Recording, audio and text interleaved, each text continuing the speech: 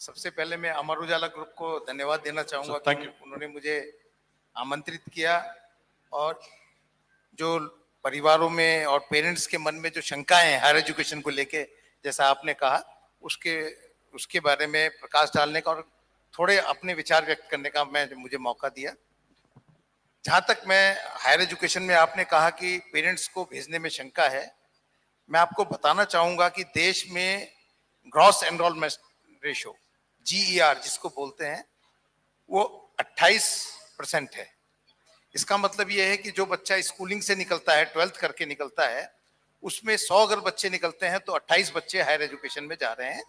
और अगर शिक्षा नीति की बात करें तो शिक्षा नीति में प्रावधान है कि इसको अगले आने वाले समय में इसको 50% ले जाने का भारत सरकार का प्रयास है। और उसके लिए जो शिक्षा नीति में प्रावधान किए गए हैं, जो घोषणाएं की हैं, जो उनको क्रियान्वित करने के लिए भारत सरकार ने एक फ्रेमवर्क जारी किया है जिसका नाम है नेशनल क्रेडिट फ्रेमवर्क। यहाँ पर बहुत से ऐसे लोग हैं जिनके बच्चे पढ़ रहे होंगे और माध्यम से, डिफरेंट माध्यम से उनके लिए समझना जरूरी है कि नेशनल क्रेडिट फ्रेमवर्क क्या है। नेशनल क्रेडिट फ्रेमवर्क शिक्षा को लेवल्स में डिवाइड किया गया है, क्योंकि अब हायर एजुकेशन सिस्टम से मैं आता हूं तो मैं हायर एजुकेशन सिस्टम के बारे में बात करूंगा। अगर आप 10th को लें तो 10th को नेशनल क्रेडिट फ्रेमवर्क में लेवल 3 पे रखा गया है, 11th को 3.5 पे रखा गया है और 12th को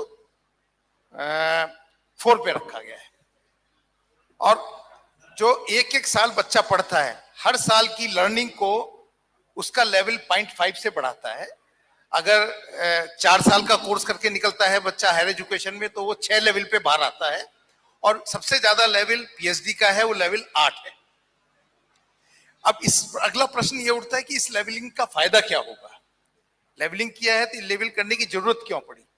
मैं आपको बताना चाहूंगा कि अब तक हम शिक्षा साइलोज में, अलग अलग साइलोज में प्रोवाइड करते थे।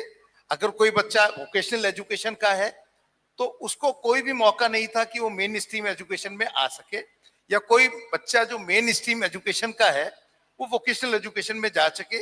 ये कोई प्रावधान अब तक की शिक्षा प्रणाली में नहीं था। लेवल डिसाइड करने से फायदा ये हुआ कि अगर किसी बच्चे ने 3 लेवल पे वोकेशनल एजुकेशन प्राप्त की हुई है और वो 3.5 पर मेन स्ट्रीम एजुकेशन में आ सकता है तो उसको 3.5 में आने के लिए, मेन स्ट्रीम एजुकेशन में आने के लिए ये शिक्षा प्रणाली ने आने का एक मौका दिया है। एक लाभ ये है। दूसरा लाभ ये है कि बच्चे का इंटरेस्ट किसी दूसरे डोमेन में होता है और लेकिन प्रेशर के कारण, चाहे वो प्रेशर पेरेंट्स का हो या समाज का हो, वो उस रुचि को छोड़कर दूसरे क्षेत्र में उच्च शिक्षा में चला जाता है। फॉर एग्जाम्पल अगर देखें, बहुत से बच्चों का म्यूजिक या स्पोर्ट्स में रुझान होता है, लेकिन घर वालों का प्रेशर होता है कि तेरे पास डिग्री नहीं होगी तो तू क्या करेगा, तो वो स्पोर्ट्स छोड़ देता है या म्यूजिक छोड़ देता है और वो शिक्षा में अधभरे मन से शिक्षा प्राप्त करता है। तो ये अब प्रावधान नेशनल क्रेडिट फ्रेमवर्क या नेशनल एजुकेशन पॉलिसी ने ये दिया है कि बच्चा स्पोर्ट्स या म्यूजिक को करते हुए भी उच्च शिक्षा प्राप्त कर सकता है, जनरल एजुकेशन प्राप्त कर सकता है।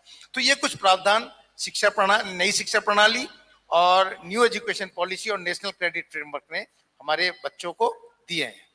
और सबसे बड़ी जरूरत यह है कि हम पेरेंट्स को इन प्रावधानों को समझने की जरूरत है।